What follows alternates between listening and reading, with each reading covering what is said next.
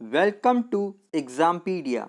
आज है 16 जुलाई 2020 और 16 जुलाई 2020 से करंट अफेयर्स के जितने भी इम्पोर्टेंट क्वेश्चन हैं उन्हें हम इस वीडियो में डिस्कस करेंगे। तो चलिए शुरू करते हैं। पहला क्वेश्चन, किस राज्य सरकार ने 10वीं कक्षा के छात्रों के लिए एक टेलीविजन आधारित शिक्षा कार्यक्रम को शुरू किया है? तो इसका सही आंसर है डी, तमिलनाडु ने। तो अभी तमिलनाडु के मुख्यमंत्री ईडापड्डी के पलनस्वामी जी ने कक्षा 10वीं के छात्रों के लिए एक टेलीविजन आधारित शिक्षा कार्यक्रम को शुरू किया है। इस कार्यक्रम को राज्य में चलने वाले कालवी चैनल पर सप्ताह के दिनों में छात्रों के लिए 2.5 घंटे के शिक्षण कार्यक्रम को प्रसारित किया जाएगा। इस कदम का उद्देश्य छात्रों को वैकल्पिक तरीके से अपनी पढ़ाई जारी रखने में मदद करना है जब तक कि स्कूल फिर से ना खुल जाए।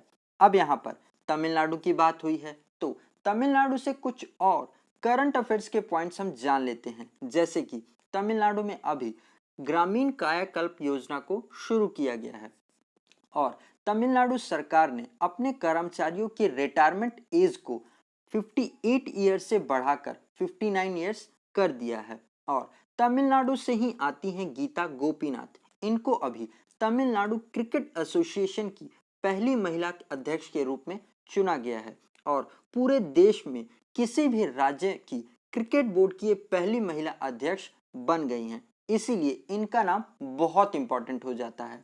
और एम नेत्रा ये भी तमिलनाडु से ही आती हैं। ये एक 13 साल की बच्ची हैं और इनको अभी यूनाइटेड नेशंस ने goodwill ambassadors to the poor नियुक्त किया है। और तमिलनाडु में ही मोदी किचन की भी शुरुआत की गई थी। और अब यहाँ पर तमिलनाडु की बात हो रही है तो ये रहा तमिलनाडु का मैप। इसकी कैपिटल है चेन्नई। मुख्यमंत्री हैं ईडापड्डी के पलनस्वामी और इनको अभी पॉल हैरिस फेलो सम्मान से सम्मानित किया गया है। गवर्नर है बनवारी लाल पुरोहित। यहाँ पर एक बहुत ही इंपॉर्टेंट मंदिर है जो ज्यादातर एग्जाम में पूछा जाता है, जिसका नाम है मीनाक्षी मंदिर। और अभी तमिलनाडु का 38वां जिला बनाया गया था जिसका नाम है मयिलादुथुरई। और अभी तमिलनाडु के ही कदलेमित्तई, तंजावुर नेत्ती और अम्बुवर वुड कार्विंग को जीआई टैग भी मिला है। तो आप इन पॉइंट्स को भी जरूर याद रखिएगा। अब हम आगे बढ़ते हैं। किस राज्य ने यातायात उल्लंघनकर्ताओं को डिजिटल भुगतान समाधान की पेशकश करने के लिए एचडीएफसी बैंक के साथ समझौता किया है? तो इसका सही आंसर है बी, झारखंड ने। तो अभी झारखंड सरकार ने यातायात उल्लंघनकर्ताओं को डिजिटल भुगतान समाधान की पेशकश करने के लिए एक समझौता किया है जिसमें एचडीएफसी बैंक झारखंड के परिवहन विभाग को डिजिटल भुगतान समाधान करेगी ने जिससे ट्रैफिक से जुड़ी पेनल्टी जमा करने के लिए ट्रैफिक पुलिस को पीओएस मशीन भी दी जाएंगी। और साथ ही अगर किसी व्यक्ति से ट्रैफिक रूल का उल्लंघन हो जाता है तो वे एचडीएफसी बैंक की ऑनलाइन भुगतान सुविधा के माध्यम से भी जुर्माना भर सकते हैं। अब यहाँ पर एचडीएफसी की बात हुई है तो एचडीएफसी की स्थापना 1994 में हुई थी। इसका हेडक्वार्टर मुंबई में है और इसके सीईओ हैं आदित्य पुरी। और एचडीएफसी बैंक की टैगलाइन है वी अंडरस्टैंड योर वर्ल्ड। यहाँ पर झारखंड की भी बात हुई है तो ये रहा झारखंड का मैप। इसकी कैपिटल है रांची। मुख्यमंत्री हैं हेमंत सोरेन और गवर्नर हैं द्रौपदी मुर्मू। और रांची में ही सेंट्रल कॉल फील्ड का हेडक्वार्टर भी है और धनबाद को हम कॉल कैपिटल ऑफ इंडिया भी कहते हैं। तो आप इन पॉइंट्स को भी जरूर याद रखिएगा। अब हम आगे बढ़ते हैं। हाल ही में किसे 2020 के लिए infra business leader of the year पुरस्कार से सम्मानित किया गया है? तो इनका नाम है ए, वेद प्रकाश दुरेजा को। तो अभी रेल लैंड डेवलपमेंट अथॉरिटी के वाइस चेयरमैन वेद प्रकाश दुरेजा को 2020 के infra business leader of the year award से सम्मानित किया गया है। इनको ये अवार्ड रेलवे इंफ्रास्ट्रक्चर डेवलपमेंट में इनके योगदान के लिए दिया गया है। इन्होंने रेलवे में खाली भूमि पर सौर ऊर्जा स्थापित करने की योजना बनाई है जिससे कि भारतीय रेलवे 2030 तक स्वच्छ ऊर्जा पर 100% चलने वाली दुनिया की पहली ग्रीन रेलवे बन जाएगी। इस अवार्ड को rail infra and mobility business digital award की तरफ से दिया गया है। तो आप इनका भी नाम जरूर याद रखिएगा, ये बहुत इंपॉर्टेंट नाम हो गया है। और गाइज, अगर ये वीडियो आपको अच्छा लग रहा है और आपके आने वाले एग्जाम के लिए हेल्पफुल है तो इस वीडियो को लाइक अभी ही करते चलिएगा और अपने फ्रेंड्स के साथ शेयर भी ज़रूर कर दीजिएगा इस वीडियो को। और अगर आप में से कोई इस वीडियो को पहली बार देख रहा है तो आने वाले वीडियोस के नोटिफिकेशन के लिए आप इस चैनल को सब्सक्राइब कर लीजिएगा और पास में आए हुए आइकन को भी ज़रूर प्रेस करिएगा, तभी आपको आने वाले वीडियोस के नोटिफिकेशंस मिला करेंगे। अब हम आगे बढ़ते हैं। हाल ही में चेक रिपब्लिक में भारत के अगले राजदूत के रूप में किसे नियुक्त किया गया है? तो इनका नाम है ए हरीश चंद्र कोटवाल को। तो अभी 1996 बैच के Indian Foreign Services officer Harish Chandra Kotkar को चेक रिपब्लिक में भारत के अगले राजदूत के रूप यानी अम्बेसडर के रूप में नियुक्त किया गया है। अब दूसरे ऑप्शंस भी देख लेते हैं। तो बी गौरंग दास, इनको अभी ताइवान में भारत का अगला राजदूत नियुक्त किया गया है। सी रुदेंद्र टंडन, इनको अभी अफगानिस्तान में भारत का अगला राजदूत बनाया गया है। तो इन तीनों के नाम आप जरूर याद रखिएगा। अब हम आगे बढ़ते हैं। निम्नलिखित में से किस देश ने अपनी कंपनियों को चीनी दूरसंचार कंपनी हुवाई से 5G उपकरण सौर करने पर प्रतिबंध लगा दिया है? तो इसका सही आंसर है यूके, मतलब ब्रिटेन ने। तो अभी ब्रिटेन ने अपनी कंपनी को चीनी दूरसंचार कंपनी हुवाई से 5G उपकरण सोर्स करने पर प्रतिबंध लगा दिया है और अब इस नए दिशा निर्देशों के अनुसार 2027 तक चीनी दूरसंचार कंपनी द्वारा आपूर्ति किए गए सभी 5G से संबंधित उपकरणों को हटाने के लिए कहा गया है ब्रिटेन की सरकार द्वारा। अब यहाँ पर ब्रिटेन की बात हुई है तो इसकी कैपिटल है लंदन, करेंसी है पाउंड स्टर्लिंग और प्राइम मिनिस्टर है बोरिस जॉनसन और यहाँ का नेशनल गेम है क्रिकेट। तो आप इन पॉइंट्स को भी जरूर याद रखिएगा। अब हम आगे बढ़ते हैं।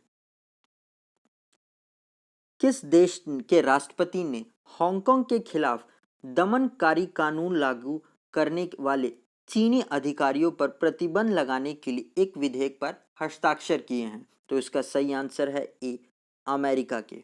तो अभी अमेरिका के राष्ट्रपति डोनाल्ड ट्रंप जी ने हांगकांग के खिलाफ दमनकारी कानून लागू करने वाले चीनी अधिकारियों पर प्रतिबंध लगाने के लिए एक विधेयक पर हस्ताक्षर किए हैं। यह कानून चाइना के प्रशासन को हांगकांग की आज़ादी को खत्म करने में शामिल व्यक्तियों और संस्थाओं को जिम्मेदार ठहराने के लिए एक शक्तिशाली कदम है और साथ ही प्रेसिडेंट डोनाल्ड ट्रंप ने हांगकांग के लिए अधिमान्य उत्पाद को समाप्त करने के आदेश पर भी हस्ताक्षर किए हैं। अब यहाँ पर अमेरिका की बात हुई है तो इसकी कैपिटल है वॉशिंगटन डीसी, मुख्य करेंसी है डॉलर और प्रेसिडेंट तो हैं डोनाल्ड ट्रंप ही। तो आप इनका भी नाम जरूर याद रखिएगा। अब हम आगे बढ़ते हैं। हाल ही में किस राज्य ने ई कॉर्प नामक पहल द्वारा फसलों को ऑनलाइन पंजीकरण शुरू किया है? तो इसका सही आंसर है सी आंध्र प्रदेश ने। तो अभी आंध्र प्रदेश ने ई कॉर्प नाम से एक पहल शुरू की है जिसके द्वारा फसलों को ऑनलाइन पंजीकरण किया जाएगा। तो इसमें गांव स्तर के किसानों को का नाम, उनकी ज़मीन का विवरण, बैंक खाते और खेती की जाने वाली फसलों का पंजीकरण किया जाएगा। अब यहाँ पर आंध्र प्रदेश की बात हुई है तो आंध्र प्रदेश से जुड़े कुछ और करंट अफेयर्स के पॉइंट्स हम जान लेते हैं। जैसे कि अभी आंध्र प्रदेश में मोबाइल हैंड वॉश सुविधा शुरू की गई थी और अभी भारत का पहला ऑनलाइन वेस्ट मैनेजमेंट सिस्टम भी आंध्र प्रदेश में ही शुरू किया गया है। अब ये रहा आंध्र प्रदेश का मैप। इसकी कैपिटल है अमरावती, जहां पर देश का 25वां हाई कोर्ट खोला गया है, जिसके चीफ जस्टिस हैं जेके महेश्वरी, मुख्यमंत्री हैं जगन मोहन रेड्डी, गवर्नर हैं विश्वभूषण हरिचंदन। और अभी कोविड-19 के दौरान, लॉकडाउन के दौरान दवाइयों की होम डिलीवरी के लिए कोविड फार्मा एप्लीकेशन को लॉन्च किया गया था और चुनाव में निगरानी रखने के लिए निगाह ऐप को भी शुरू किया गया है। तो आप इन पॉइंट्स को भी जरूर याद रखिएगा। अब हम आगे बढ़ते हैं। हाल ही में फिक्की ने वित्त वर्ष 2020-21 के लिए भारत की जीडीपी ग्रोथ रेट कितनी रहने का अनुमान लगाया है? तो इसका सही आंसर है सी, -4.5%। तो अभी फिक्की ने भारत की जीडीपी ग्रोथ को वित्त वर्ष 2020-21 के लिए -4.5% रहने का अनुमान लगाया है। फिक्की मतलब federation of Indian chambers of commerce and industry, जिसकी स्थापना 1927 में की गई थी। इसका हेडक्वार्टर नई दिल्ली में है और इसके अध्यक्ष हैं संगीता रेड्डी। अब बाकी भी ऑप्शंस देख लेते हैं जिन्होंने भारत का अनुमान लगाया है। तो आरबीआई ने अभी -1.5% रहने का अनुमान लगाया है। एसबीआई ने -6.5% रहने का अनुमान लगाया है। फिच ने -4.5% रहने का अनुमान लगाया है। केयर रेटिंग ने -6.4% रहने का अनुमान लगाया है। ये सब वित्त वर्ष 2020-21 में रहने का अनुमान लगाया गया है। तो आप इनको भी जरूर याद रखिएगा, ये सबसे लेटेस्ट वाले हैं। अब हम आगे बढ़ते हैं। हाल ही में कब विश्व युवा कौशल दिवस मनाया गया? तो इसे मनाया गया है डी, 15 जुलाई को।